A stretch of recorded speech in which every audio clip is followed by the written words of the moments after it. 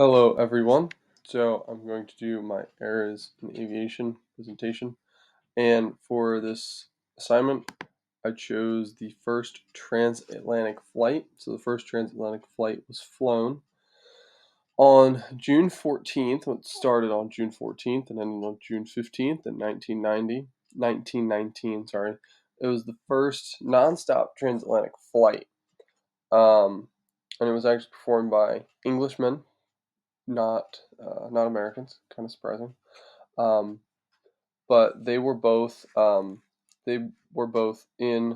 the English Army during World War One, and they took off from St. John, Newfoundland, so it's over on the eastern side of Canada, and they flew to County Galway, Ireland, which is um, the western side of Ireland. So it was about the shortest flight, the shortest route over the Atlantic, but it is still considered a transatlantic flight. It was flown in a Vickers Vimy 4 heavy bomber, and this is like it's a tailwheel biplane with twin reciprocating engines. So it was pretty old in comparison to what we see now. You would never imagine someone flying over the ocean with it, but they did. Um, It took them 16 hours and 27 minutes. So they took off in the afternoon on June 14th, and they finished the flight the next morning on the 15th. It was pretty treacherous. Things you're told not to fly in today.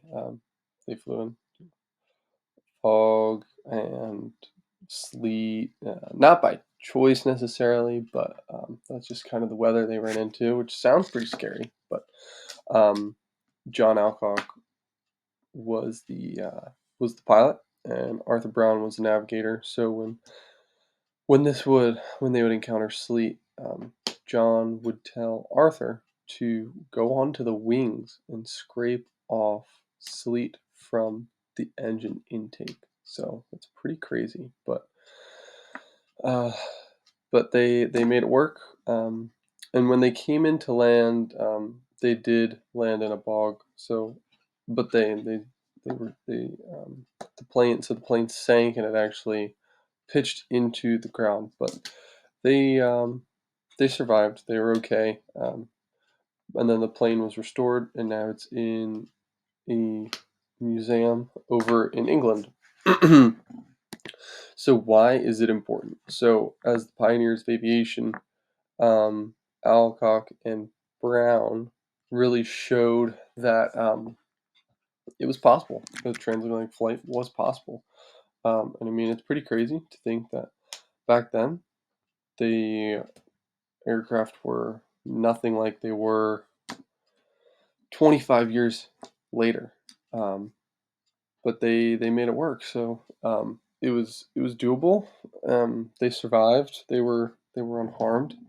It was definitely taxing, definitely exhausting, but they proved themselves. It was a hard flight. It was very challenging, but I think that the challenge motivated them, and it also inspired other people to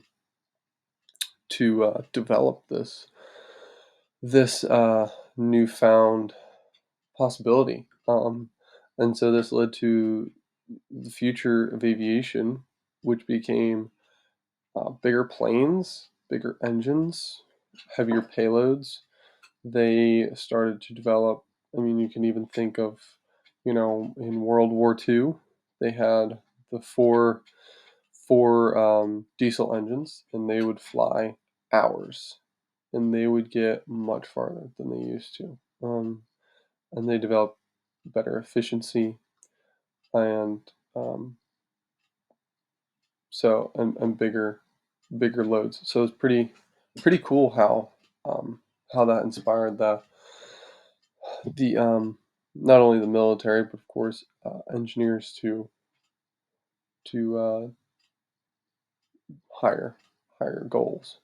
And so This also led to transatlantic flights. I mean, nowadays we don't even think about it, but we can fly over the ocean, and that didn't really used to be a thing, but that led to better better planes, like the Boeing 707, 4 jet engines flying overseas. So we can definitely thank the Vickers Vimy for that. Um, Down the road, it turned into that, and also the exportation of goods.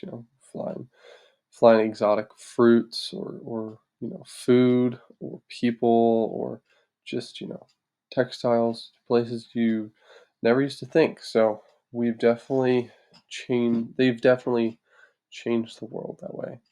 And here are my references. Thank you for watching.